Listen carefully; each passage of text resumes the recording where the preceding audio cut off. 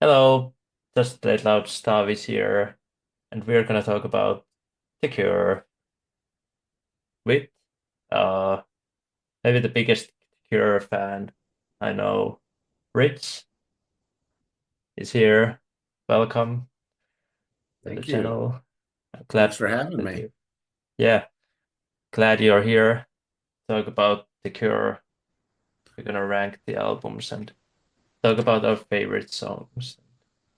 I guess the first thing is gonna be like our background, like how did you become a fan of The Cure?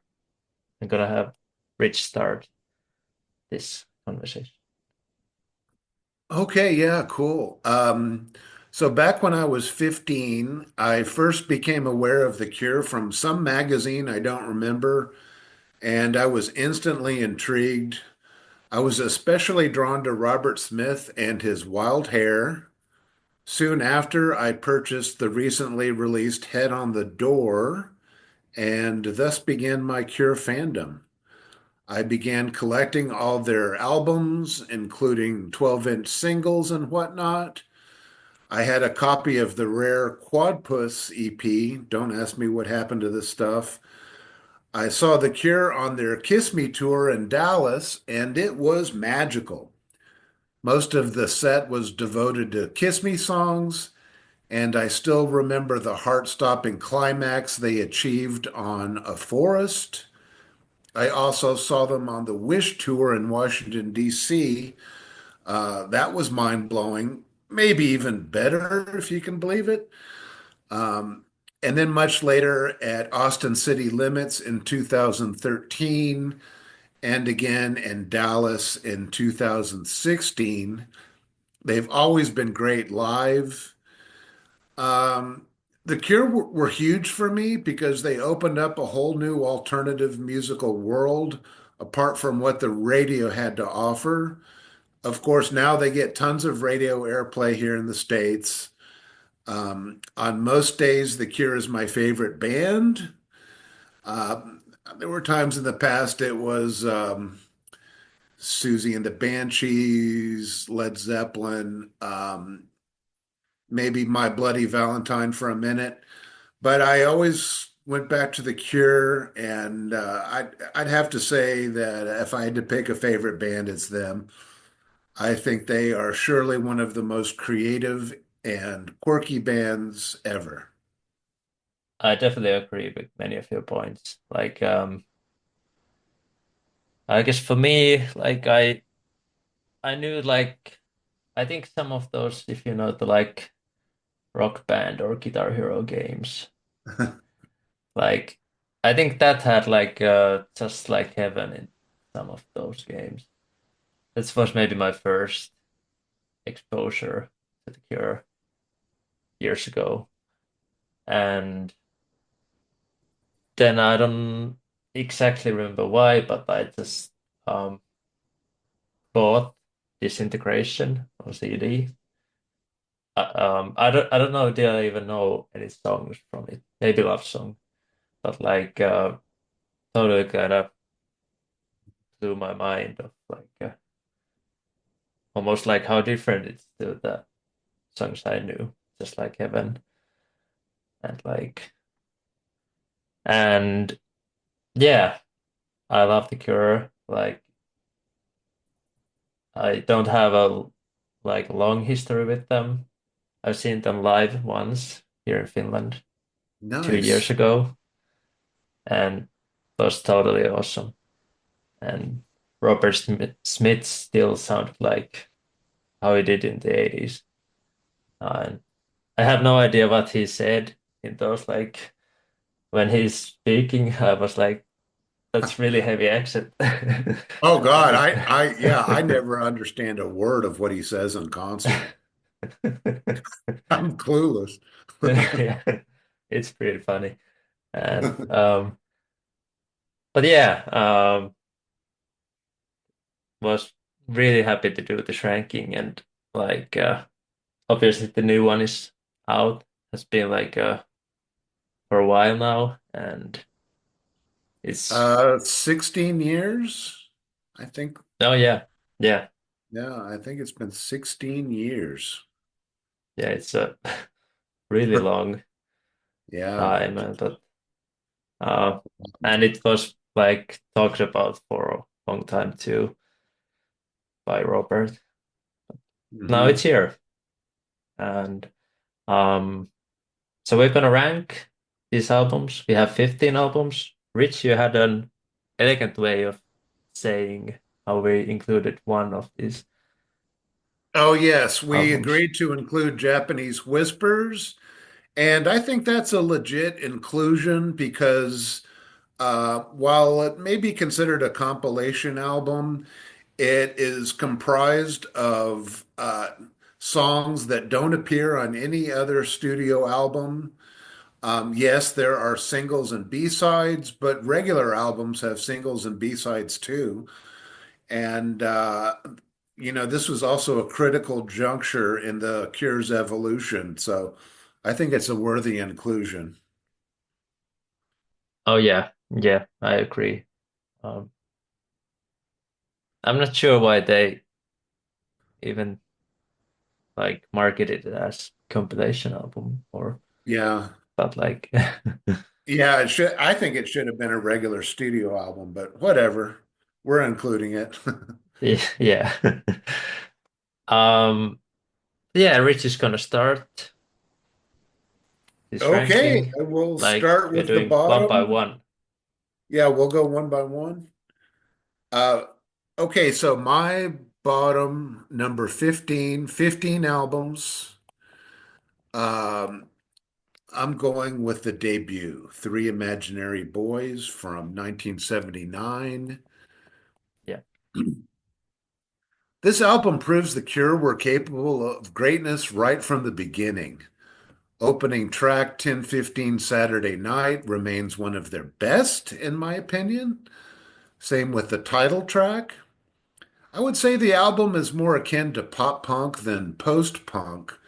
I think they were probably influenced more by the Buzzcocks than Wire.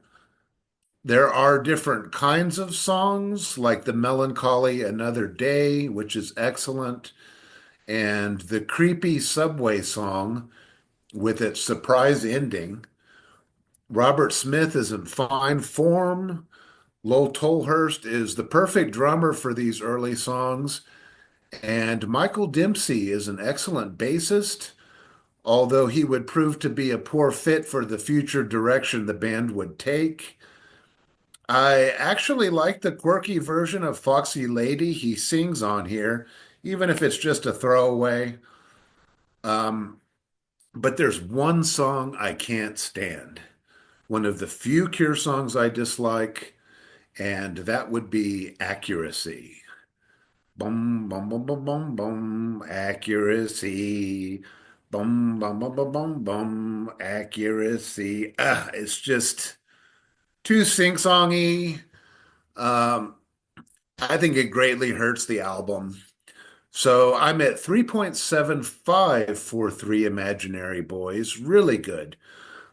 Incidentally, the Boys Don't Cry compilation, which features most of this album, along with three great early singles, that would be 5 stars for me. Um, Boys Don't Cry is actually the first Cure album released in America, but it counts as a compilation. Um, Incidentally, Robert Smith said Accuracy was one of his favorite songs. But that was in an interview from long ago, back in the 80s. Last I heard, his favorite Cure songs are A Forest, Boys Don't Cry, End, Just Like Heaven, and Faith. Yeah. Same bottom one. Uh, Three Imaginary Boys. I just don't totally like of all of the Cure albums, this is like the least kind of the Cure what you if you know the hits or what the Cure presents, this is not really the Cure, but it's the debut. Like And I think the problem for me is the vocal melodies to me. I'm a big fan of vocal melodies, and I don't totally vibe with them. I'm not the biggest fan of like punky vocals in general, and it's just I feel like Robert Smith's is maybe one of the best like of having like a very clear like emotions and um giving the all the different and correct vibes for the situation. And yeah, I just don't vibe with this kind of music totally. Um, yeah, I do like the first song, 10:15 Saturday Night. I like the drums in it. Another Day maybe has that kind of future, secure sound a bit, and I don't really like the punky songs like Object, So What, It's Not You. Those aren't my favorites. And I don't also like that Jimi Hendrix cover, Foxy Lady. Um, I don't remember who's singing it. I didn't write it down, but it's not Robert. And I don't think that's the right call. But yeah, this album is the only one that I have tough time recommending. And like my favorite songs from this period are like the songs that are not in this album, like Killing and Rap or Boys Don't Yeah, Cry. yeah, for sure. But like for me, it's only 2.5 stars. All right, fair enough, my friend. My number 14 is Wild Mood Swings from Hmm. 1996, their 11th album, including Japanese Whispers. Um, this is an interesting album that goes in some directions The Cure have never been in before or since. There's some salsa and Latin jazz influences, plenty of horns. There are indeed some wild mood swings here, as the title suggests, from sadness to happiness, although that happiness is often tinged with melancholy in classic Cure fashion. A tremolo-laden guitar kicks off the opening track, Want, which explores one of Robert's most favorite themes. Everything is temporary. Nothing on earth can bring lasting satisfaction. This Is a Lie is a particular favorite of mine. So sad and beautiful. It's basically saying the belief systems people invest their lives in are just illusions created by other people. There's a few songs here that don't appeal to me, though. The single Mint Car is just okay. And The Limp Return is downright mediocre, a rarity for The Cure. But the rest of these tracks are good to great. And the last song, Bear, is gorgeous and sophisticated. While The Cure sounds almost childlike on some of these tracks, they sound very mature on this last one. I'm giving Wild Mood Swings 4 stars. Oh yeah, that's usually quite low in the rankings, and definitely can see why I don't have it totally yet. But my number 14 um is Japanese Whispers for me. Um, maybe in at least in theory, I should like this more because this is like well kind of 80s synth pop type of Yeah, album, and basically after the really dark Pornography, it's like the totally opposite of it. Especially how it starts with uh let's get to bed. It's let's go like to a bed. Yeah. yeah, that's like It was like a sunshine with those synths coming up, and after like the heavy rain and thunder of pornography. And I don't know exactly how um, Robert Smith found his like to me like his perfect pop sensibility on like the head on the door. I'm not sure it was the gig with the Banshees helping him out, but I feel like the vocal melodies will get better for me and more thought about maybe. And but I still like things from this side, like the synths in the walk. Um, I like the one of the moodier songs, Lament, which is cool. And um, I know it's a fan favorite, but I've never been a huge fan of that kind of more like a jazzier the love gets. But like, so it's I don't know. It's just to me it feels a slightly weak as an album. Not a lot of top favorites for me here. So I only have this at 3 stars. Okay, that is stunning. Stunning. I mean, I've just never. Okay, yeah. Okay, we'll talk about that later. All right. All righty. We're doing good. All right. So my number 13. I've got the self-titled The Cure from 2004, their 13th album, including Japanese Whispers. This is one of the least popular Cure albums, but I think it's got a lot of great songs. It's quite a rock-centric album, and it was blasted out quickly in the studio and quickly released. Opening track Lost is stunning the way it builds and builds with intensity. There's a lot of built up tension in these songs and not much release. Following track Labyrinth is hypnotic with a Middle Eastern tinge, also really intense. Before Three is a great pop song, a bit better than the single The End of the World, I would say.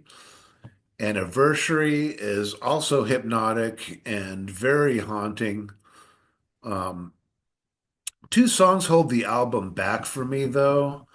I'm not crazy about Us or Them, although I greatly appreciate the message of the song, which rejects the division that drives people and nations apart. Um, just it's the song kind of grates on me though. And then Never is a rare mediocre Cure track. It just sounds forced to me. But the epic closer, The Promise, makes up for it. A sprawling, brilliant slab of doom and gloom lasting over 10 minutes long, building and building, yet never finding release. I really dig this album. 4 stars. Oh yeah. I have that soon, but I'm talking about an album you already had, Wild Mood Swings from 1996. Well, this is the album where The Cure tries it all. Lots of genre exploration and sound searching. And this is coming after like, well, sort of the like a classic era of the band. And I feel like maybe they just wanted to um just try everything, like go for it. Which is can be good, but um it's I don't know if everything was like a totally the best decision to do, but it starts amazingly. Want, I think that's a classic The Cure song.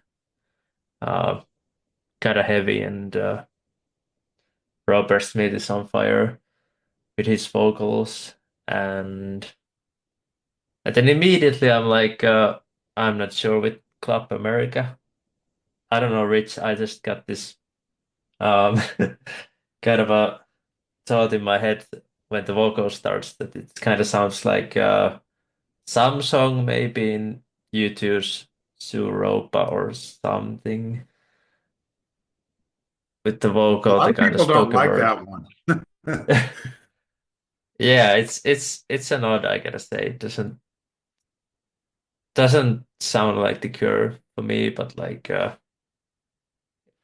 I guess it's a cool experiment in some ways. But This Is a Lie is a very beautiful song. Strange Attraction has a, I think the melody is really good. And there's also a lot of songs in this album, which is to me one of the weaker points. There's a lot of, I don't know, is love a good word, but like,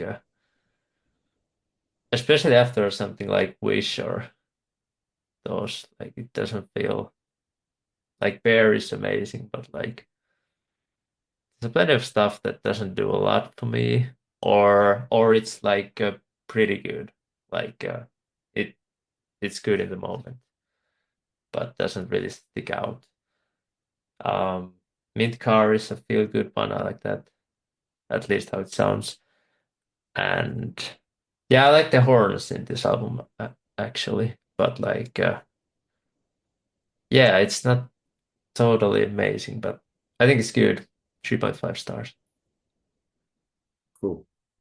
Would you say it's too long? Yeah, yeah, I would. Yeah, yeah. The answer is usually yes if there's songs in there you don't like. Take Yeah, those songs out, make it yeah, shorter. yeah, for sure. But, Yeah, yeah, but yeah, a lot of people do say that that one's too long. Um, yeah, okay, so we're at number 12, I believe. My yep, number 12 is 413 Dream from 2008, their 14th album, if you include Japanese Whispers. This is a typical Cure album in that it offers a very eclectic mix of styles that keeps you on your toes.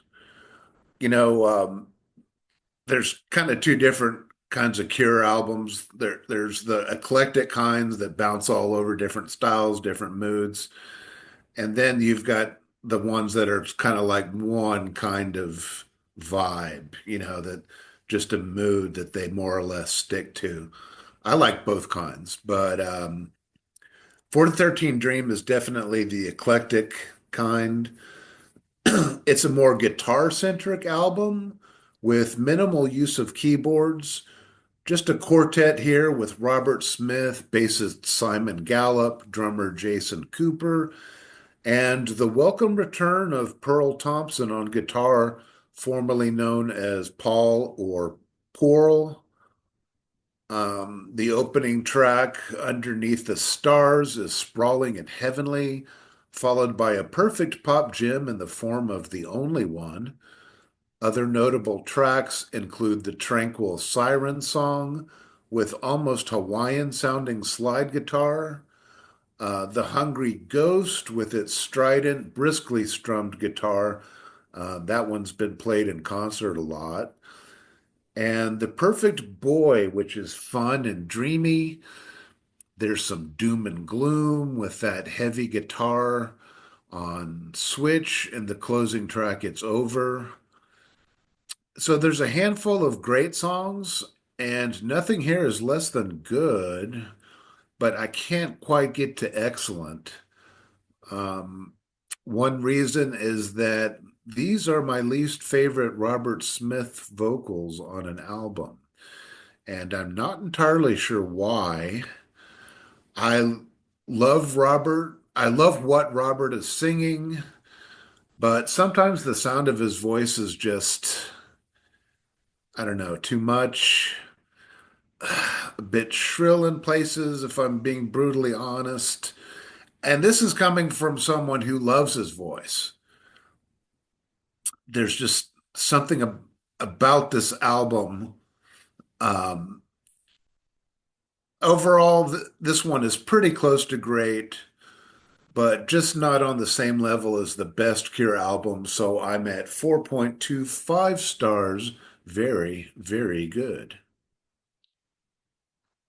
Oh yeah. Actually, gonna talk about the same album next. 413 Dream. Um, the album that kind of, well, doesn't make a totally lasting impression, I would say. But there's a like lot of these albums, there's lots of to like also. And it starts again,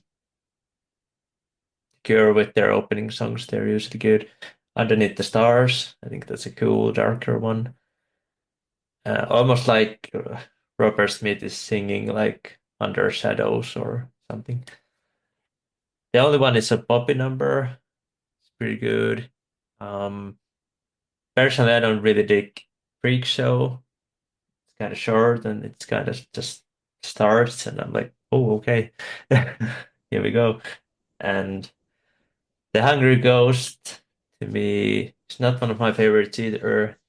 It's a little bit too busy vocal. Like, it's not very fun to follow, I would say. And Switch has a lot of energy, which I like. Uh, Instruments are just drums are going fast and all on. Well, Kiss Me had the perfect girl, and now we have the perfect boy. It's kind of funny and also like the scream, which gets really heavy, like one of the heavier moments here. And again, I'm usually like, there's nothing really bad here. Well, I do like Freak Show, but but I also kind of like I'm the usually the one who says pick the best songs and make it compact. And so it's kind of there's a few moments that I feel like I again lose a little bit of my interest, but like it's still good, like, or sort of late period album. But like, yeah, don't have much to say about it, but 3.5 stars 3.5. for it. Yeah, I think Freak Show is most often cited as the least favorite song on that album for people. I Oh, do okay. like that track, but you are in I think, line with the majority opinion, I believe. yeah, I think it was Okay. a single too. Oh, yeah, I think it was. Yeah.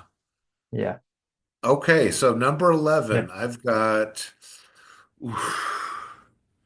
oh man. I've got Faith from 1981, their third Mm, album. yeah. Faith is a gray album, as gray as its cover, considerably more gloomy than previous album 17 Seconds, except for the pop single Primary, which I feel is out of place here. And it's just not one of my favorite Cure songs anyway. If it was substituted with the contemporary single Charlotte Sometimes, Faith would be much closer to perfect, um, as that song fits the mood of the album so much better. I'm also not crazy about the song Doubt, although I think it fits in better than Primary, fits the mood better, and also shakes things up a bit by offering a change of pace. But other than that, there are so many great songs here. I really love Other Voices, so atmospheric with that incredible rhythm. That bass really gets stuck in my head. And The Glacial Funeral Party, The Haunting Drowning Man, the stunning title track, all fantastic songs. Yes, it's a depressing album, but I enjoy it immensely. I find it beautiful. The highs on this album actually surpass those on 17 Seconds, but it ranks lower for me due to its perceived flaws. Still, it has an exquisite, unique sound, and it hurts to put this low. I know that a lot of goths consider it to be the ultimate goth album, justifiably so, I would say. That's a legit viewpoint. I'm up to excellent, 4.5 stars. Yeah, 4.5 is still a great score.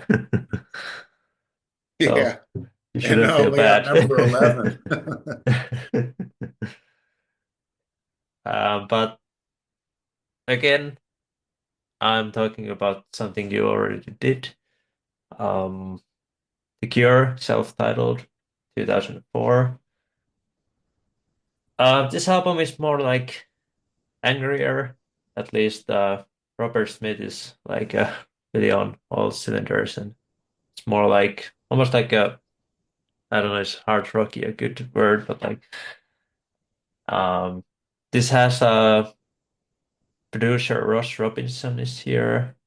He's done plenty of new metal, which is definitely not my favorite style of music, but and I'm not sure. It's not maybe totally his fault, more also of the time, but I feel like this album is a little bit shrill on my ears, the production wise. It's a bit too loud, maybe. Um, but I still think it's a pretty consistent album, songs wise. Maybe slight issues would be that it sometimes it can be a little too much.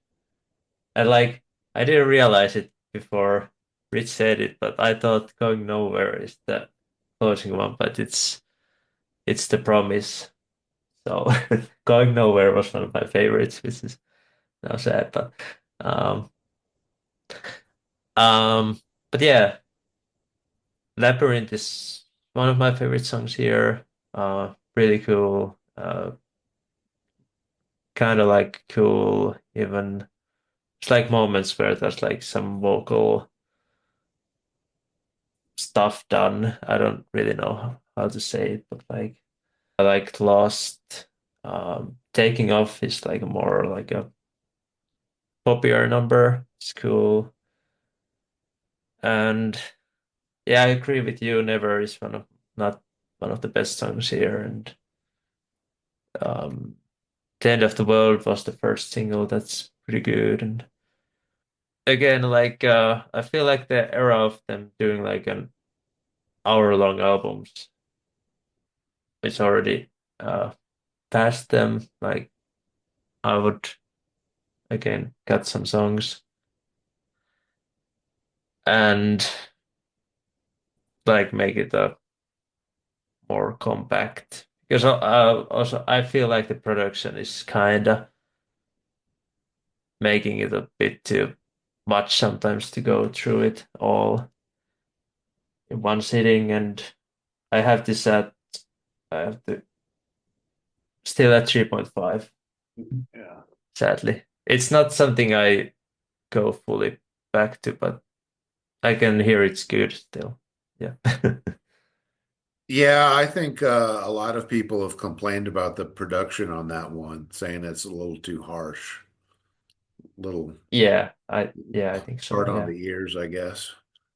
Um, Yeah. all Yeah, for right, my sure. number 10 is the new one, Songs of a Lost World, Nice. released not long ago on November 1st. Um, and it's their 15th album, including Japanese Whispers. This latest album turns out to be perhaps the bleakest thing they ever released. It's right up there with Pornography. While Pornography is depressing, claustrophobic, and harrowing, Songs of a Lost World has a bit more room to breathe, but it's relentlessly sad and dark. The fact that nothing lasts, as pointed out before, it's a common Cure theme, but never before has a Cure album been so thoroughly consumed with death. Every one of these songs deals with it. Most of these tracks have extended instrumental intros, um, including the first song alone. And yeah, The Cure is known for that. They have successfully done this many times in the past, but they really test the tolerance of their audience for it on this album. At first, I wasn't crazy about the way it started. I didn't think the instrumentation was interesting or varied enough to justify going on for 3 minutes before the vocals came in. I dig it now, though. I just needed time with it. I think it actually sets the tone of the album very well. And the more I listened, the more subtle details I noticed. The last song, In Song, has an even longer instrumental intro, sporting a classic Jason Cooper segmented drum beat, creating an effective vibe as it tumbles relentlessly. Songs of a Lost World has a classic sound, thanks in part to the piano and keyboard strings of Roger O'Donnell. One could say the album is a bit monotonous or single note. Excuse me. But that is the vibe they are going for, and I think they pull it off beautifully. These songs, uh, the album rocks in its own way, and there's some wailing wah guitar in there at times, courtesy of Reeves Gabrels. He's been in the band for like 12 years. He's finally on an album. So great to have him on a Cure album now. Simon's bass drone is so powerful. And it's amazing how good Robert Smith still sounds. His vocal melodies are excellent, the star of the show, really. And these are the most mature, direct, and poignant lyrics he's ever written. I got to go 5 stars. Do you think this is like the album of the year this year? Well, I'm not prepared to say it's the album of the year for me, Yeah, for but you. Yeah, yeah. I haven't, but I haven't heard enough to really make that kind of call. So. Album of the year so far. Let's say that. Yeah, my number 10 is an early 80s one, 17 seconds. Um, so yeah, the Cure sound, or let's say the Codic Cure sound is here, and but it's also very like early 80s sounding to me. It's kind of thin, maybe is the word you use here. It's kind of low key at points.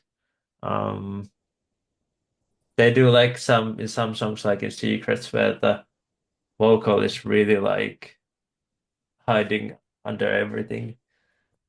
Like you can barely hear Robert, and it can be a cool effect, but sometimes I'm like, yeah, I'm not sure if you should hide it so well, like your lead vocalist. But Forest is very addicting sounding with the guitars, and I feel like that's like the best song so far to this discography for me. I love M with the just M in the title. Um, that's also a really cool song, 17 seconds. And but I've there's something not totally um here. I'm not totally vibing with the some of the production choices, and outside of maybe Forest and M, I feel like the songs aren't like top tier yet. Definitely pretty consistent, but not like um I feel like they get better, um even this earlier gothic sound of theirs very soon. So I only have this at 3.5 still, but I'm going to change that really soon. Nice. Okay, Yeah, yeah. It definitely has a very distinct um, production style, and obviously I yeah, like it more than you do. But um, yeah, it's not for everybody. All right, my yeah, number nine is Bloodflowers from 2000, their 12th album, according to our list. This is, for me, a classic Cure album. Classic Cure depression rock. That's certainly what Robert Smith was going for, and this was billed as a trilogy along with Pornography and Disintegration. They even made a concert DVD performing those three albums in full, and it's just killer. I think a lot of fans consider 17 Seconds, Faith, and Pornography to be the real trilogy, though. But Bloodflowers is more monolithic in its doom than Disintegration. Even its lighter songs are depressing. But I give seven of these nine tracks 5 stars, which tells you how great I think it is. None of their, it's not one of their most highly regarded albums, but I think it's absolutely wonderful. Definitely 5 stars for me. It was a grower though. Um, I listened to it over and over in the car for years, and that just it really sank in and really elevated my appreciation for it. So I think it does well with repeated listens. 5 stars for Rich, and I'm going to 4 stars with the same album, Bloodflowers. Um, so I didn't say, but I've this isn't uh this isn't the first time I've ranked these albums, so it was kind of fun to see how do this lineup. And I used to have this at a higher, but I feel like it's a again the what I've been saying maybe too many times, but um, it's a bit too much. But I feel like this still works as an uh album form. It's very depressing, probably maybe the most depressing out of everything they've done. Fighting maybe pornography and like favorite songs are maybe one of the longest. At least Watching Me Fall is the longest song, 11 minutes. I feel like that is just awesome and title track closes the album. That's one of the best songs here. I feel like the songs can be a little similar in tone. It's like an I feel like in some you were talking about the trilogy, like well, Disintegration, I feel like that still has kind of similar style going on, but it still has kind of like a good variety to it that keep you better intrigued. And I feel like it doesn't. There are moments like where I did slightly watch my clock, but it's a. I think it's a cool album. I think the guitars are really cool here. Um, a bit too underrated, I would say. Some put it really low, but some think it's really high. So it's kind of like 50-50, I would say. But 4 stars to it. I think it's more positive than negative for this one overall. Yeah, I think that when you first listen to it, the songs all do kind of sound the same. It all kind of runs together. But I find that the more you listen to it, the more identity each song takes on. And Yeah. Yeah. To me, they're all pretty different now. But Oh yeah. one song does stick out from the beginning, and that is The Loudest Sound. You remember that one? It has kind of an electronic beat thing going. It's it's kind of real laid back, and it sounds a little bit happier. Yeah. It's depressing as fuck, though, the lyrics. But that one Yeah. is a little Yeah. different. And it's interesting Yeah. because when they started the album, they were actually taking a pretty wild electronic direction with it. Mm. And so I think the loudest sound kind of survived from that. And there's some other tracks from that area where you can hear that from that era where you can hear that Yeah. sound. Um, so it's very interesting. But Robert Smith decided he couldn't make a Cure album like that, and he deliberately chose to go to a more classic Cure sound for Bloodflowers. So Yeah. he probably made the right choice. Yeah. Yeah. Yeah, you're correct. I guess it's a bit unfair to say like everything sounds the same, but No, no, I think it's fair because I think a lot of people feel that way about it. oh yeah. And Yeah. even if they didn't, it's a totally Yeah. legitimate viewpoint, Yeah. Yeah. But I except for that agree one like song. yeah. Yeah. I agree that listening it more usually helps with that. Yeah, yeah. Yeah. Some albums, they're kind of disposable. You listen to them and you don't really need to hear them again. But then Yeah. other albums really reward repeated listening. Oh yeah. Yeah. And I do think Bloodflowers is one of those albums. Number 8 is 17 Seconds from 1980, Mm? their second album. 17 Seconds is the start of The Cure's initial doom and gloom trilogy, followed by Faith and Pornography. These albums get progressively darker as they go on. 17 Seconds is gloomy, but not too doomy. It has a wonderful atmosphere, rather minimal and subdued. Most of these songs are 5 stars. I have heard them so many times and I love them so much. Secrets in Your House, A Forest M at Night, and the title track are all classics in my book. Robert has said that this is the real beginning of The Cure. I will always return to 17 Seconds. 5 stars. Oh yeah.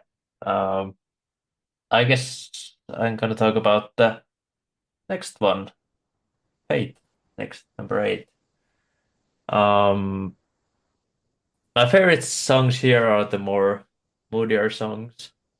Um, All Cats Are Gray, especially, just kind of makes me kind of stop and like really listen to it. It's feels really sad to me. And The Funeral Party is maybe my top favorite in this album. I think that's just awesome. Title song. Uh, I feel like some of the more upbeat ones. I think Doubt was one of those. Isn't again one of my favorites. And I wish they kind of almost skip those upbeat ones and kind of just went moodier here and like because I feel like you can totally do like a album full of moody stuff because this is the LP era. This is like 40 minutes. Totally okay for me. And because well, my favorite songs are the moodier tracks, Yeah. not the upbeat ones. But yeah, um, cool sound. And I'm not sure even like do you know what I'm looking at the uh album cover? What's that supposed to Oh, be? You need to Google that because it's an actual structure. I don't know if it's like a cathedral. It's very strange, but you can see the real life structure. I always kind of disliked that it looked kind of like a thumb, like that somebody's thumbnail on there. But Oh, then I can see somebody it. pointed out that it looks like a headstone. I was like, okay, that works better. But no, if Mm, if you Google it, you can see the actual structure. okay. And But yeah. speaking about Oh, yeah. Faith, when I listen to Faith, I listen to my own particular version usually. Um, Okay. I, I move other voices up to the second track. I take out primary and I Yeah. add Charlotte sometimes, and it's Oh, yeah. perfect for me. Yeah, That's they actually played it live when I saw them. Charlotte sometimes. oh man, such a dreamy song. Oh yeah, it's I wish it would have been on the album, I gotta say. Yeah, I know. All right, But so but that we're was done. 4 stars for me. Oh, okay, Yeah, yeah. cool. Okay, so I guess we're moving on to number seven. Yep. This is another one. Damn it. Uh, I got Wish from 1992, their 10th album, Mm, including Japanese Whispers. This is a okay. killer album. Wish brings Yep. the wild mood swings of Kiss Me, but takes the emotions to radical extremes. Some of the heaviest songs in the Cure catalog are here. Opening track Open is powerful stuff, a nightmarish account of what could be a typical weekend night for a typical angst-ridden Cure fan. At one point, it sounds like an acid trip that becomes painfully introspective. Then we get a radical departure with the exuberant slice of heaven that is High, one of the happiest songs you'll ever hear. And then Apart plunges us once more into the depths of despair as Robert sings about a relationship unraveling. So goes this album, a real roller coaster ride of emotions. There are no weak tracks here, not even close. 5 stars. My number 7 is The Top from 1984. And um probably the most, I don't know, underrated. I feel like this doesn't um people kind of don't know it sometimes, like almost like doesn't people don't mention it quite often, but like I feel like that's a really cool, like almost kind of psychedelic sounding The Cure album, and I feel like Shake Dog Shake is one of their best songs. Um, I love some of this, like they're just this is almost like how I said in Wild Mood Swings, how it's like trying everything, and this is kind of first version of that almost Yes. like Give Me It is really like that's like closer to like from which the song cut, like very chaotic and just heavy, and uh I think Speaking in the Mirror is pretty funny. Like I love how Robert sings it. Um and I just love the playfulness of this whole thing. Um the Caterpillar and Bird Mad Girl, and um sure, I'm not sure if every song is a totally winner here, but like so, and maybe like Empty World. I'm not sure was it that or Banana Fishbone, but but it's totally cool.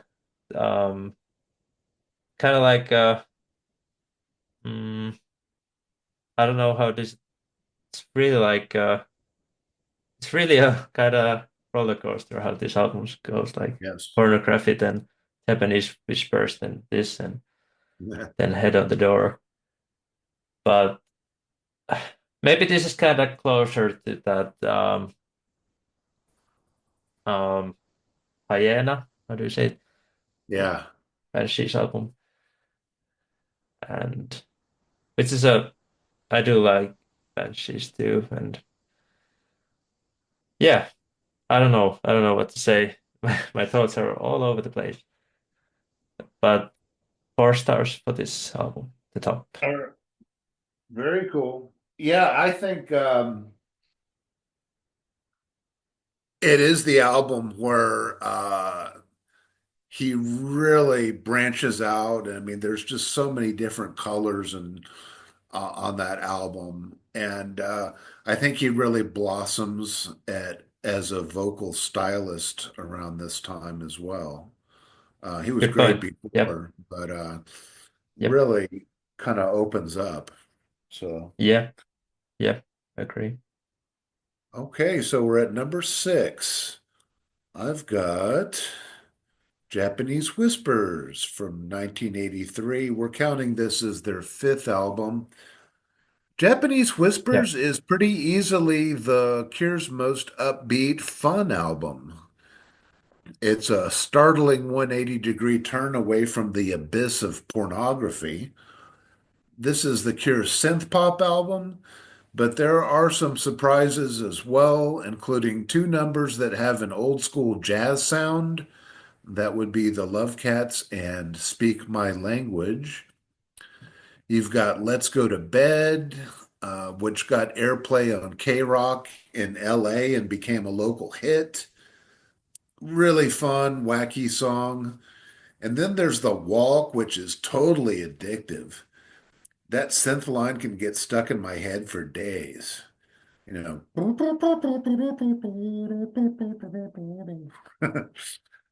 The moodier songs Just One Kiss and Lament are excellent as well. Everything here is excellent. It's a thoroughly enjoyable album to me. Oh yeah, here's the very big difference from our list. But Yeah. um, Of yeah, course, I cool. heard that when I was quite young, so I've got a Yeah. lot of history with it too. Oh yeah, for sure. Number 6 is Pornography from 1982. Um, song that I'm sorry, album that's really like almost kind of depends on my mood, how much I like it. Um, it's kind of it's again like similar to Bloodflowers. Like sure, there are differences to the songs, but it kind of just packs a punch. It's like the uh just raining all over you. This really big drums and like guitars, and one of the key things here is that I pretty much like all the songs here. I don't know if I'm totally in love with the songs. To me, it's almost like I don't listen to these songs. I just don't really put them on, like outside of the album form, which I would do my top favorites more. But like, um, I feel like this totally works as an album listen. Maybe my favorite song is Cold. I think that's a brilliant song. And maybe least favorite, maybe title song. I feel like that maybe starts a bit odd and ends, but like most of these songs are like just if you just want a good punch to the face, this is the album. Dude. Like really wakes you up some ways. Um, also one of the like it's very direct almost, so it's almost kind of hard to talk about this album, but like just a great one, 4.5 stars. 4.5, awesome. All Yep. right. Yeah. The title track, I think, is the most challenging song on that album. It's just a Yeah, wall of noise yeah, and the backmasking at the beginning, those reverse voices are fucking creepy, man. That's just yeah. fucking wow. All right, yeah, actually, Pornography is my number five, and Mm. that's their fourth album. It's from 1982. Pornography is the culmination of The Cure's initial doom and gloom trio of albums and one of the darkest albums ever made. The punishing bass heavy drums are relentless, creating a claustrophobic atmosphere. Just incredibly bleak. The lyrics are eerie and cryptic. For me, the album once had a ray of light shining through the storm clouds in the form of A Strange Day. But then I learned that the song is about no less than the end of the world. So I don't feel the same way about it. But what an incredible song. And one of the few instances of Robert Smith playing the guitar solo with no other instruments during a particular part of the song. Just amazing. This is their first album where every track is 5 stars for me. So, of course, the album is 5 stars as well. My next album is totally welcome surprise. It's the newest one, Songs of a Lost World. Oh damn, I really enjoyed this one. Most of these songs I was like, oh yeah. I feel like The Cure really nails the uh, long intros aspect. Yeah. Like that's their thing.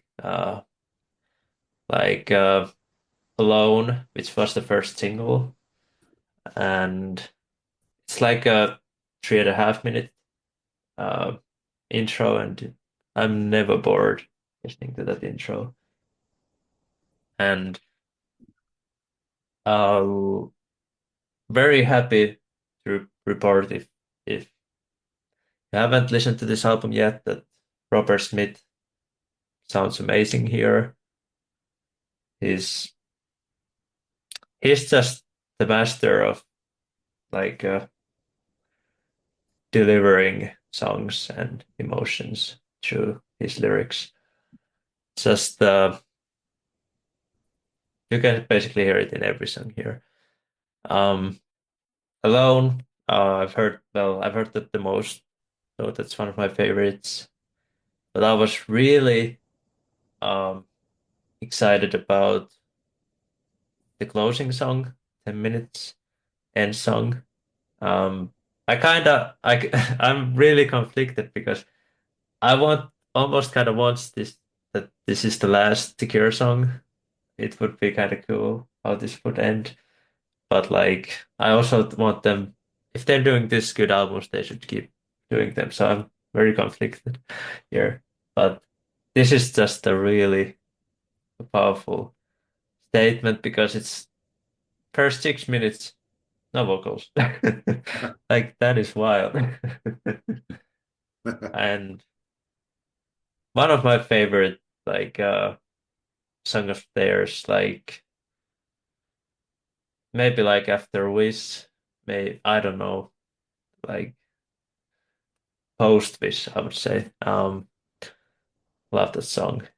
And actually the songs I mentioned, Alone and End Song, was the two songs they played when I saw them live. They started the concert with Alone, which was it's a bold move to start with the totally new song. But I think it was cool to see them. Amazing. Uh, the atmosphere was really cool with it, and then they dropped pictures of you, which everybody knows. Yeah. Just the magical moments there. Um, like all the kind of I don't know balladic type of songs here. Nothing is forever. I can never say goodbye. Or beautiful again.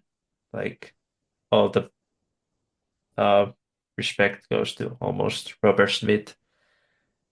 And well, all the band too, but like I'm mostly here because of Smith. But like you said, I'm really glad that Reeves Gabriel is here.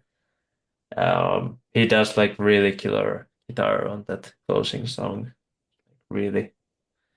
And yeah, only song that totally didn't like, I'm still not sure is Fragile Thing, maybe. People love that, but I'm not sure. Like it hasn't totally opened up with me. And maybe Drone, no Drone, but this is a great album.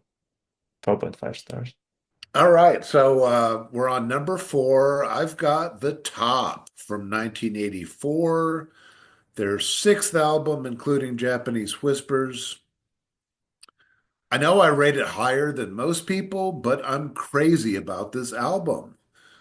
The Top is as colorful and eclectic as its cover. It's a fascinating window into the darkly distorted state of mind that Robert Smith was regularly experiencing at the time due to high drug intake and an exhausting schedule, recording with the Banshees during the day and working on the top at night. Some of his best music and most tripped out lyrics are here. Really surrealistic kind of stuff. You mentioned psychedelic. Um, Opener Shake Dog Shake is one of my favorite Cure songs. A creepy, nightmarish vision with churning psychedelic guitar, death knell pacing, and a grim smile. Banana Fish Bones takes that churning, thick like caramel sound even further with an uneasy, off kilter heaviness that makes the room swim. I love the taunting keyboards and the line, turn out the lights and tell me about the games you play. The lighter songs here are also excellent, such as the gorgeous Bird Mad Girl and the sweet flickering Caterpillar, both of which are tinged with melancholy in classic Cure fashion and quite unique. There's a line in Bird Mad Girl that goes, she sends me everything. She sends me everywhere. I love the way me changes from indirect object to direct object there. Little English grammar for you there. Piggy in the Mirror is another favorite. The surreal lyrics reflect a warped state of mind, and the acoustic guitar solo at the middle eight is otherworldly and exquisite. I read that drummer Andy Anderson often made a pot of magic mushroom tea at midnight to kick off sessions for the top. And really, that explains a lot, doesn't it? Some people call the top incoherent or disjointed, but I think that's missing the point. Eclectic is the word I would use. Easy 5 stars. Love that album. Awesome, awesome. Yeah, that's glad to see it really high on your list too. Like, I feel like sometimes that gets a little bit put to the uh closer to bottom, but not maybe middle, let's say, back.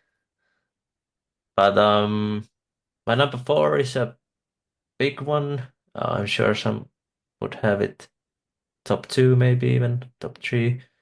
Well, it's number four. It's really close.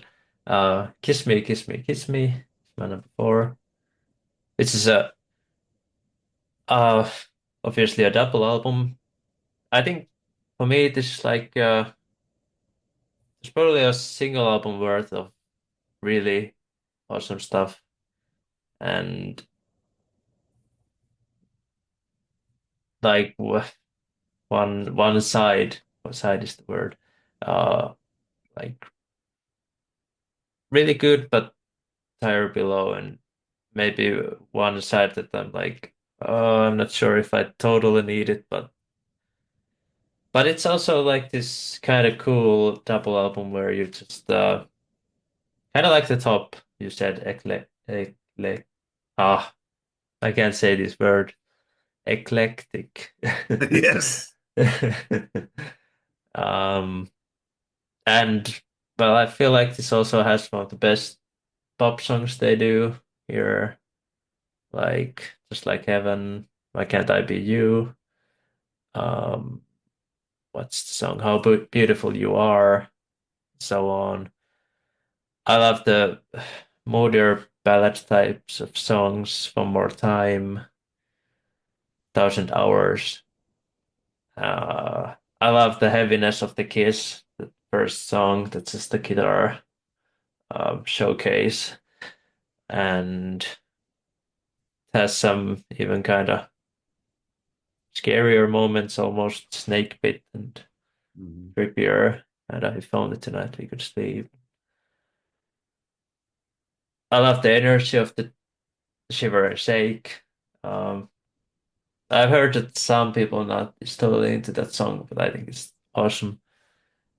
Um, All I Want. Like, there's plenty to like here, basically. Sounds really good.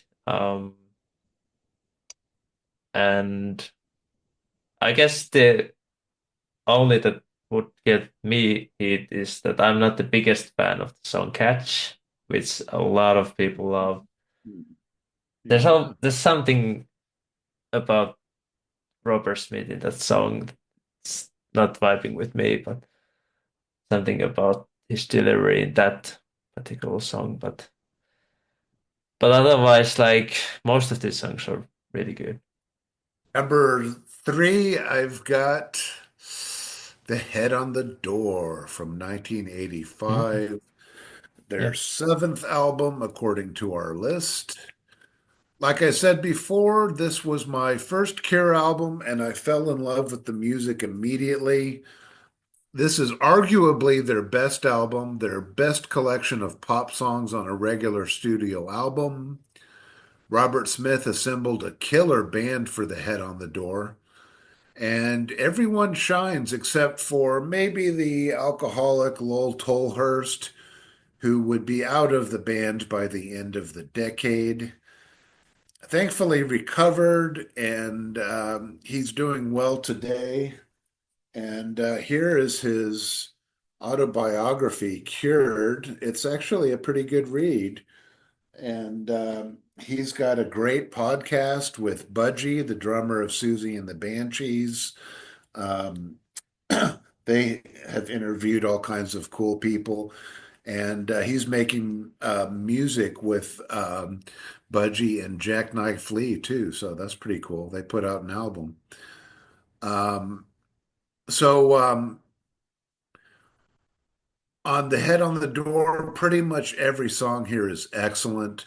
The Blood is a particular favorite with its briskly strummed acoustic Spanish guitar, Middle Eastern keyboards, and passionate singing from Smith.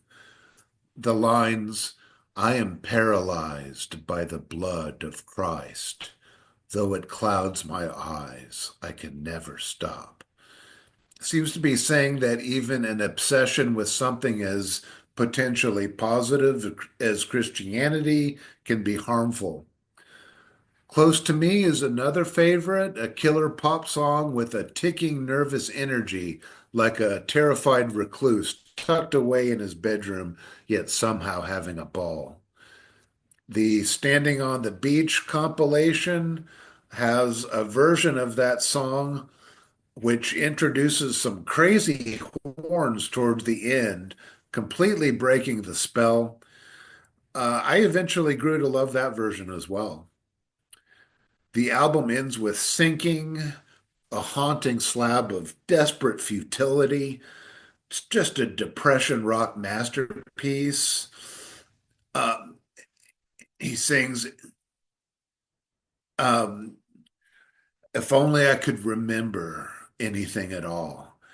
And that just kills me because that's like probably my worst fear, losing my mind while my body lingers, you know. what a horrible fate that would be. Um, of course, Head on the Door, easy 5 stars. My number three is Wish, which keeps growing on me. I feel like each listen I do, like I found something. Oh, I've underrated that song. I used to kind of think like the if we just put it in half, 6 songs, 6 songs, the second half would be much stronger. And I slightly think I do kind of think it still, but not as big of a divide. Um, big, but the second half has like Friday I'm in Love, amazing pop song, uh, Trust and To Wish Impossible Things, which are very sad and just makes me feel a lot of emotions.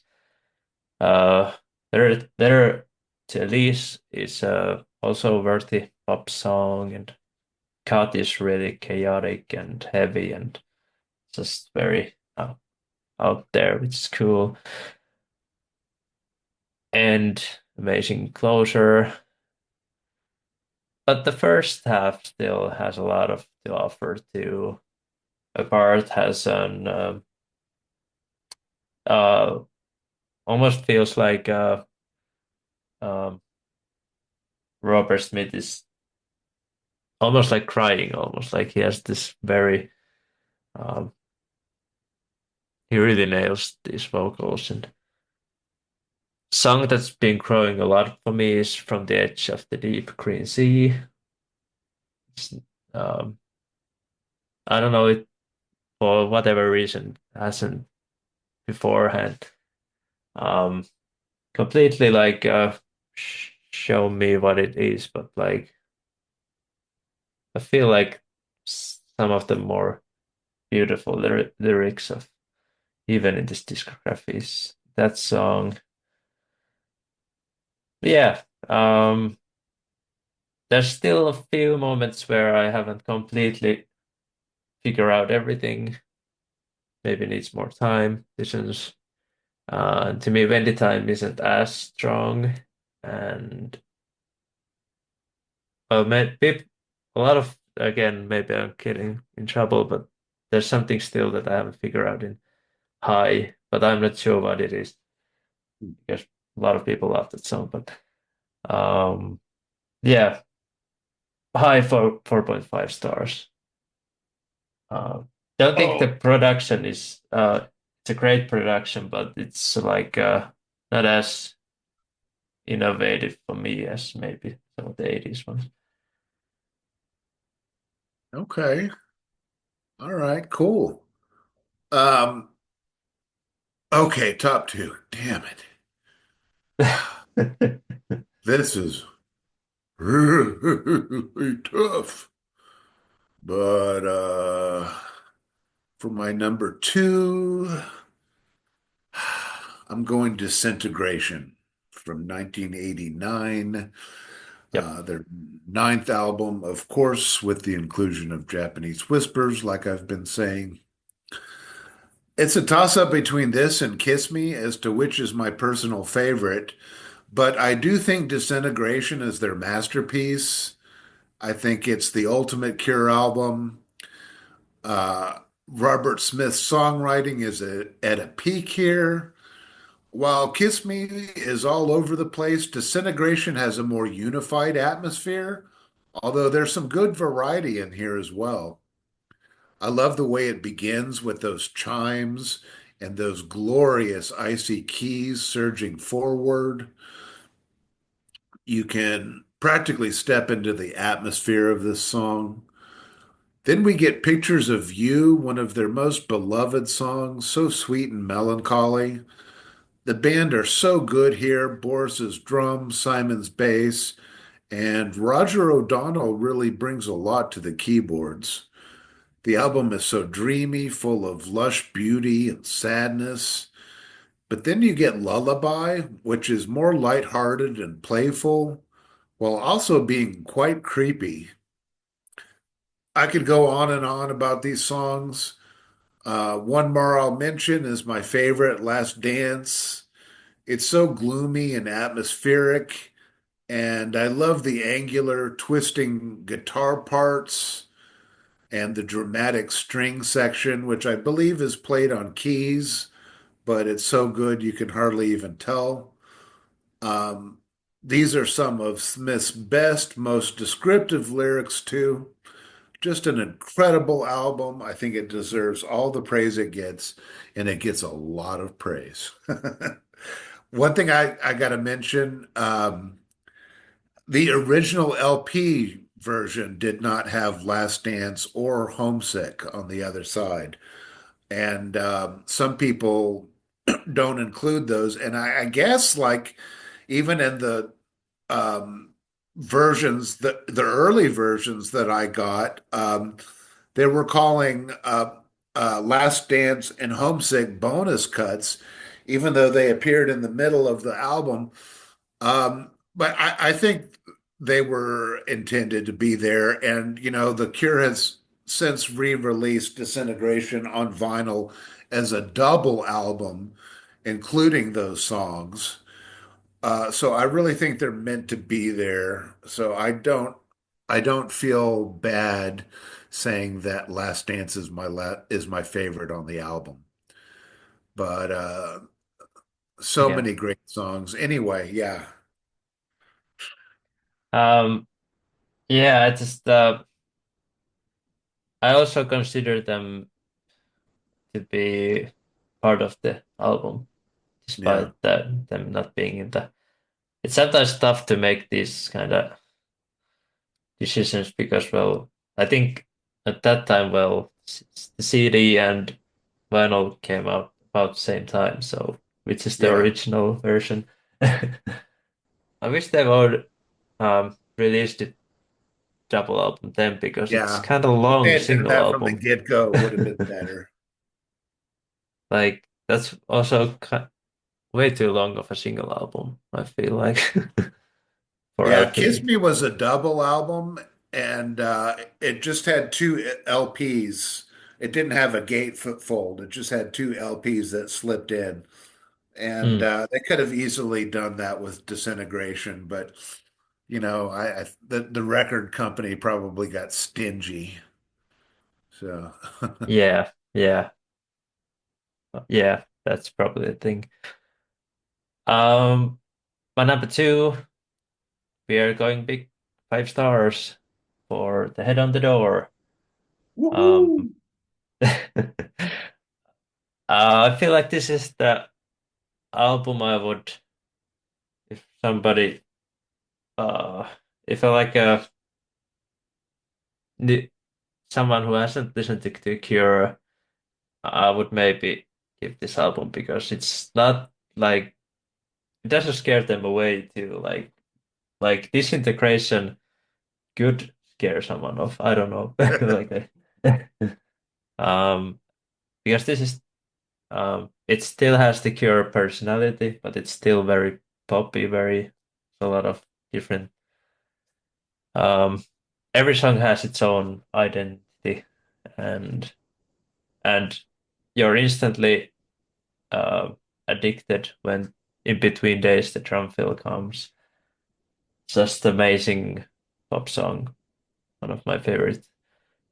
Uh, and I love the acoustic guitar sound of this album, like that song and In the Blood. Um, sounds totally crisp and Push rocks hard. I love the vocal delivery after like 2.5 minutes or so. And well, close to me. I used to not be as big of a close to me fan, but nowadays I am. I don't know what was I feel like it's very unique and uh cool and I like the energy of it kind of. I think you said the word nervous energy. I think that's a good term for it. And yeah, that is awesome. And uh Love Screw. and love also sinking. Like sinking is the closing song. It's total like it's like the most disintegration like song perhaps with the uh, heavy mood of it. But yeah, just uh, this probably has the classic lineup with Boris Williams coming on the drums. Probably my favorite drummer of the band. Uh, and I don't know what to say. Love how it sounds and love pretty much all the songs. So 5 stars for the head on the door.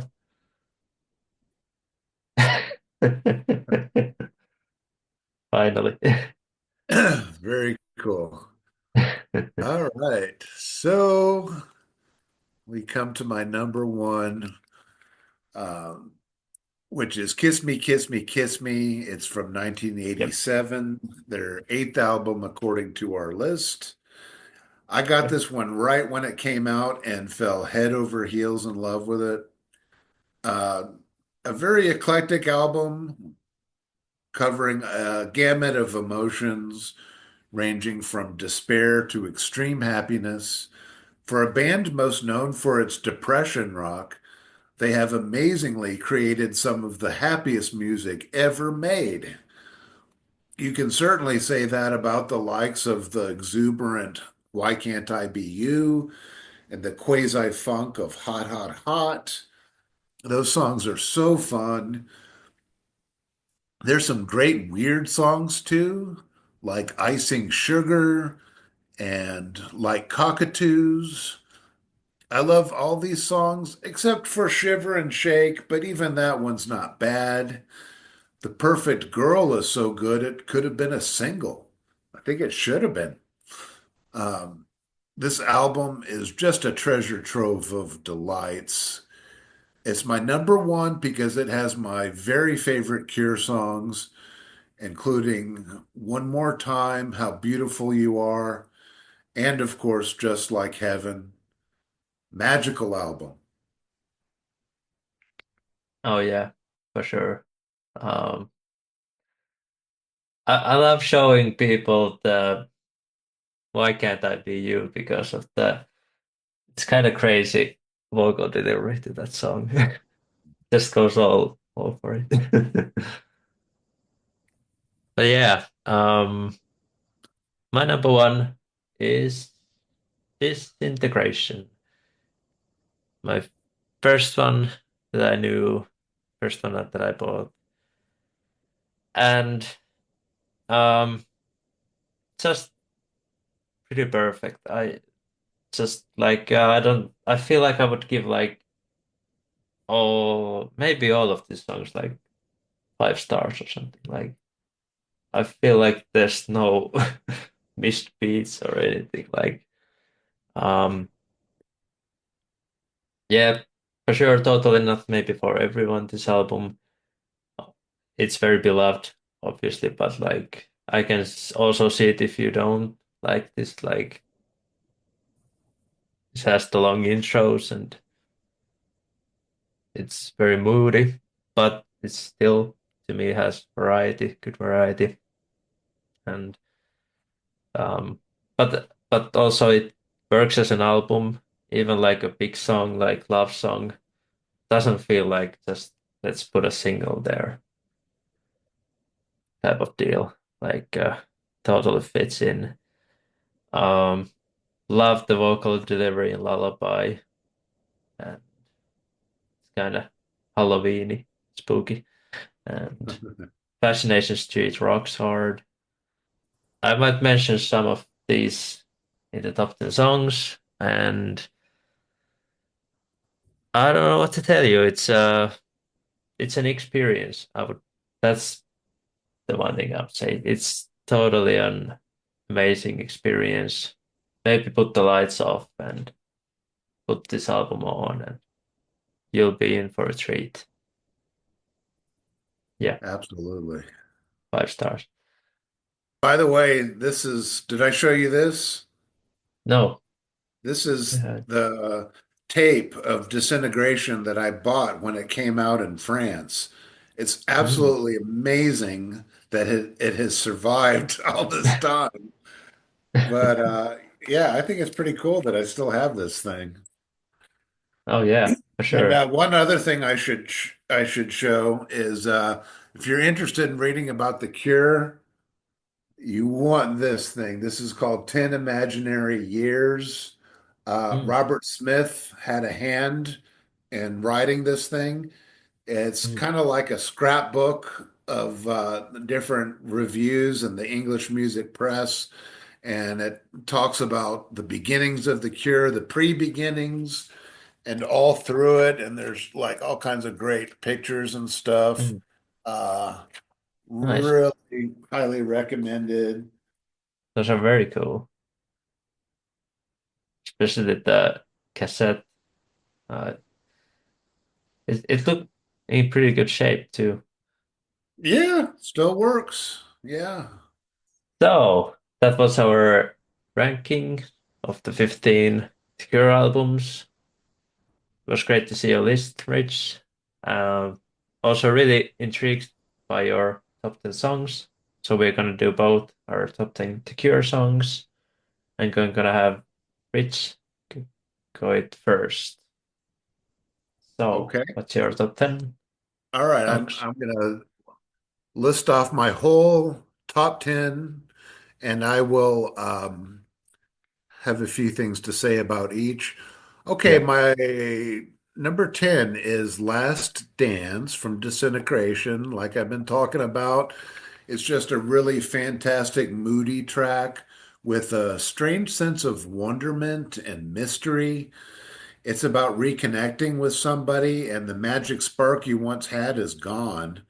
I absolutely adore it. My favorite from the album, even if it's considered a bonus cut. Um, Number 9 is Siamese Twins from Pornography. It's really beautiful, but so depressing. Leave me to die. You won't remember my voice. I walked away and grew old. You never talk, we never smile. I scream, you're nothing. I don't need you anymore. You're nothing. It fades and spins. Really bleak, but I love it. Number 8, Shake Dog Shake from the Top. This is a rocker, but very off kilter, very druggy. Makeup in the new blood and follow me to where the real fun is. Okay, Robert, I'm there. Killer song. Number 7 is a few hours after this, one of the B-sides of the 12-inch of In Between Days. Uh, this is one of the most gorgeous songs they've ever done. It sounds like there's orchestral accompaniment, but I'm pretty sure it's just keyboards. Just put your hands around my heart and squeeze me till I'm dry. Just a heavenly song, very sad too. And I got to mention that you don't want to miss the B-sides with The Cure. Um, a lot of their B-sides are on par with their best album tracks and singles. Amazing B-sides, especially from the 80s. If you get the Join the Dots box sets, it's got four CDs of loaded with B-sides and extra stuff. And the first disc is just phenomenal. um, okay, so my number 6 is One More Time from Kiss Me, Kiss Me, Kiss Me. One More Time is like laying down on a soft pillow, a glorious love song. I'm not usually one to go for the softer ballad type songs on a top 10, but this one is just magical. It's so beloved. Number 5, I'm going with an obvious one, Just Like Heaven from Kiss Me, one of their most well-known songs. It was actually used in a kids' TV show in France. Just a wonderful song. and great lyrics. Daylight licked me into shape. I must have been asleep for days, and moving lips to breathe her name. I opened up my eyes and found myself alone, alone, alone above the raging sea that stole the only girl I loved and drowned her deep inside of me. Song deserves all the praise it gets. Number four, I've got The Perfect Girl from Kiss Me. Um, like I said before, this should have been a single. It's so good. The part where he sings, I think I'm falling, I think I'm falling in, I think I'm falling in love with you. It hits such a delightful little climax. One of the most glorious feel-good songs you'll ever hear. Number three, I've got If Only Tonight We Could Sleep from Kiss Me. This one has a long instrumental intro, which some people, like our friend Joe Steigerwald, have complained about, but I absolutely love it. It's got a great hypnotic Middle Eastern sound. If only tonight we could sleep in a bed made of flowers. If only tonight we could fall in a deathless spell. If only tonight we could slide into deep black water and breathe and breathe. My number two is Like Cockatoos, also from Kiss Me. This is one of the trippiest sounding songs they've ever done. Just amazing. There's a foreboding string section and what sounds like a cacophony of alien creatures. I used to love to get high and listen to all the amazing details of this song. Still do, actually. But my number one is All I Want, also from Kiss Me. Tonight, I'm feeling like an animal. Tonight, I'm howling inside. Tonight, I'm feeling like an animal. Tonight, I'm going wild. I feel the song in my bones. This is a state of mind that I totally relate to, a place I've been many times. Tonight, I'm screaming like an animal. Tonight, I'm losing control. Tonight, I'm screaming like an animal. Tonight, I'm getting so low. It's like when there's darkness all around you, but you put all that aside and just cut loose. It's my personal favorite Cure song. It just feels like home. And I will say that my number one was always going to be All I Want. But honestly, the rest of them could be a whole different set of Cure songs, and I'd be just as happy. They have so many just awesome, amazing songs that I love. It's kind of like really hard to pick just 10. But yeah, that's what I got. Oh yeah, really cool list. I feel like we're gonna have a. I'm not sure how much we had in common. I think only one, if I'm correct. But um, yeah, it's you have more maybe the deeper cuts, let's say. And I might have some of those more basic, bigger ones. But That's like, okay. um, but yeah, let's see what I have. My number 10 is from Kiss Me, Kiss Me, Kiss Me. Why can't I be you? Um, we discussed it a bit earlier. This is just a lot of fun, very poppy. Just these crazy vocals, and I love just how it starts with the "You're so gorgeous, I'll do anything" line, and just and the horns are just awesome. I love horns in general, but I also love in Cure as well. Um, Number nine, song that has been chrono me a lot lately. Close to Me from The Head on the Door. Really cool, kind of more low-key poppy song. I used to think of it as one of the weaker songs of this album. Clearly, I was wrong. Silly me. Love the synths in this one, the mood, the delivery. It's just a very unique pop song. All the hand claps and also love the single version that has horns, but I have the album version here for me. Number eight, again, let's go back to Kiss Me, Kiss Me, Kiss Me. It's the first song to Kiss, which is almost mostly instrumental, just a lot of just electric guitar showcase. Yeah, like Rich pointed out, so cool. It's dark, it's heavy. It has even a cool F-bomb in it, and like so I remember when I first heard it, I probably played that so many times, like whoa. And once I did say it's my favorite The Cure song, but now it's only number eight. But like it's still awesome. Number seven, going back to Head on the Door with Thinking, the closing song.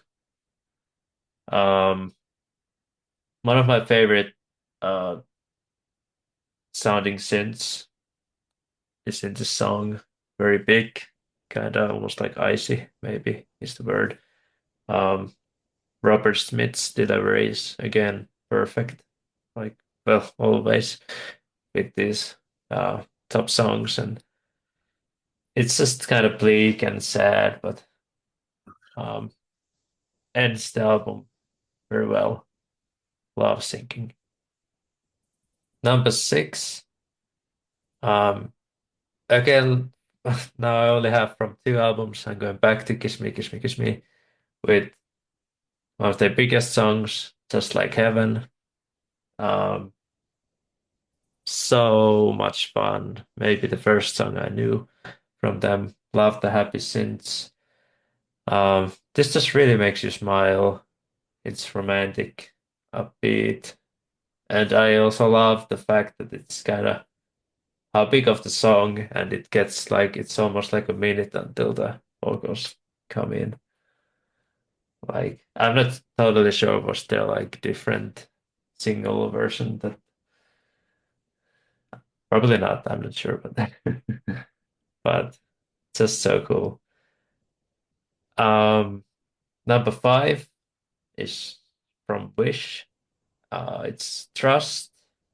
Song that kind of um, well, it's very beautiful and kind of uh, sad in a good way, but uh, love how the lyric starts with "There's no one left in the world that I can hold on to. There's really no one left at all." That's very powerful. Song about trust. Yeah. Number four is a song I have common with you. One more time. Oh, So nice. yeah. Um, Again, kind of same points. Vo Vocals amazing, synths amazing, kind of icy, very huge. Just love the mood of it. Just love, especially like I don't know in the winter time now. Well, we don't have snow at the moment, but we had like last week. Uh, just love to put my headphones on and put that song. It kind of creates a nice vibe, despite it being a bit sad, but there's a very snowy vibe in some weird way.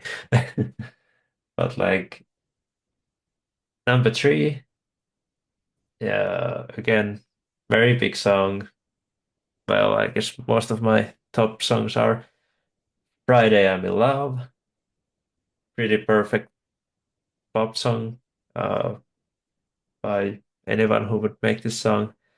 And I guess the uh, I don't know, stick of doing the Mondays through Sundays lyrics. I've been done maybe a bit too many times, perhaps, but this is just pretty perfect, and I love the lyrics and the vibe, and it's just a song you can just put on, and all your it just feel good when listening to it, and that's a very important thing for me. Number two, one of the more addicting songs of theirs, In Between Days. I just love showing this to people. Like, this is pretty much perfect that pop song can be, with that drum fill Boris showing his skills, and love the use of acoustic guitars or guitar, I'm not sure. I'm guessing there might be two. And it sounds amazing, and just it's a it's a song I would drop at parties. I feel like that's what I would drop. And number one is surprisingly my only song from my number one album, Disintegration, but Pictures of You, which is totally amazing. I think it was my song of the year from that year. Yeah. And I love the line, I've been looking so long at these pictures of you. And just the mood is perfect. Song I just love to put on, love the long intro. It's almost like in the long intro they've been Robert is looking at those old pictures of you, and it just creates this wonderful mood and the structure, and just the perfect song. My number one, pictures of you. Yeah, yeah. But yeah, just like you said, it wasn't the easy decisions. These songs, like my playlist was quite long, like, and I kind sure, of took I kind of took the opportunity to justify my number one ranking of Kiss Me by, I mean, I have my top six, top 10 songs were all Kiss Me songs. So, but I do think they're all quite worthy. But like I said, I yeah, mean, I could have picked The Walk or Open. I love Open from Wish. Just endless. Could have been just as happy with a different list. So that's just how much I love The Cure. oh yeah, oh yeah, a lot of amazing songs. If you haven't checked out the new album, definitely do. Or if you haven't checked anything, well, start I with think you had a good 80s. recommendation with The Head on the Door. That's a good place to start.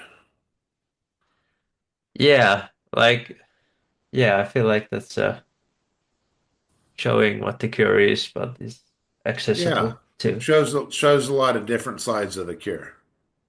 Yeah, and it's also not too long, so if you're, Yeah.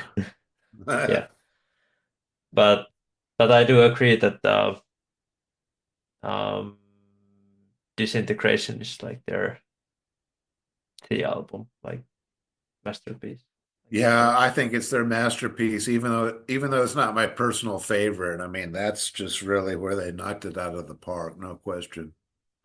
Yeah, yeah, for sure. Um, Drop your list below in the comments if you have tell us what we got wrong, what we got right. And I want to thank you, Rich, for coming to this channel, talk about Cure. Maybe we'll talk some other band at some point. Who knows? But yeah, thank you for watching, and see you in the next episode. Bye bye.